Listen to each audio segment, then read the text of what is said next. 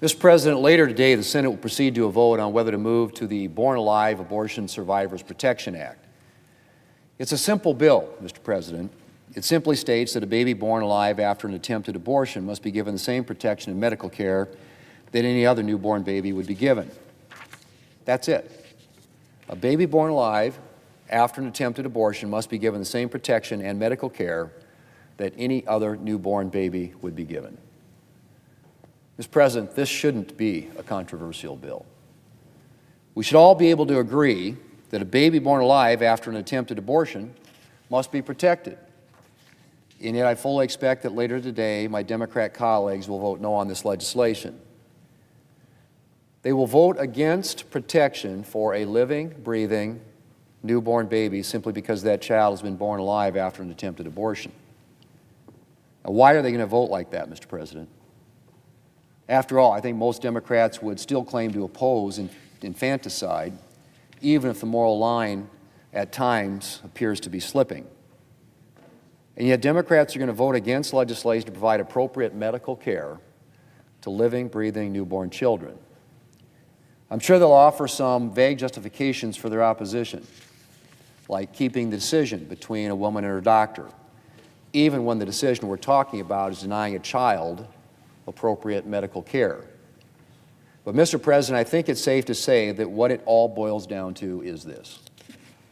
Democrats will oppose legislation to provide appropriate medical care to newborn children who survive abortions because they are afraid.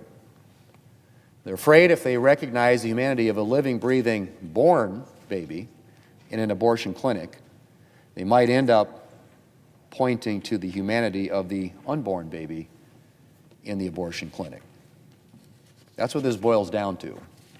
Democrats are afraid that by recognizing the humanity of the newly born child, they will inadvertently point to the humanity of the unborn child. And I do understand where they're coming from. After all, once you recognize the humanity of the newly born baby, it gets a little harder to say that that child wasn't human just a few minutes ago simply because he or she wasn't yet born.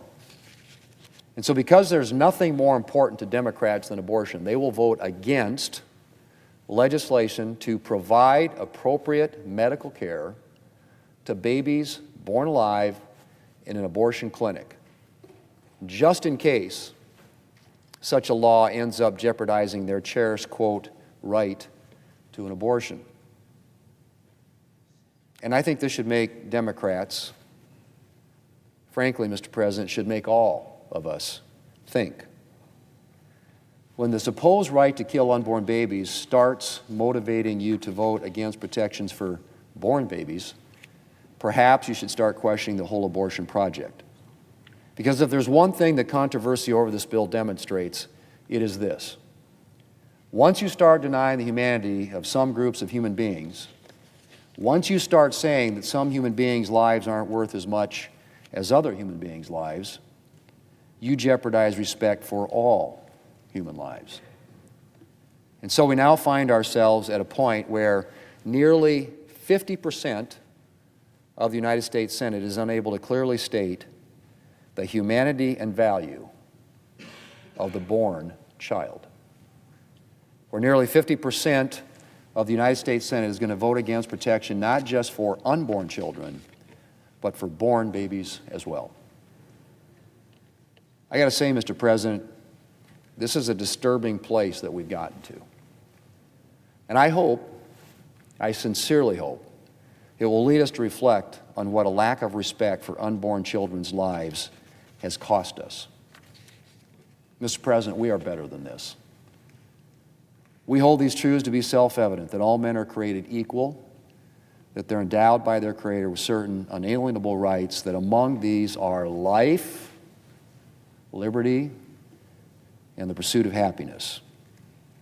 And Mr. President, I pray for a day when we fully live up to that promise and when the right to life of every human being, born and unborn, is respected.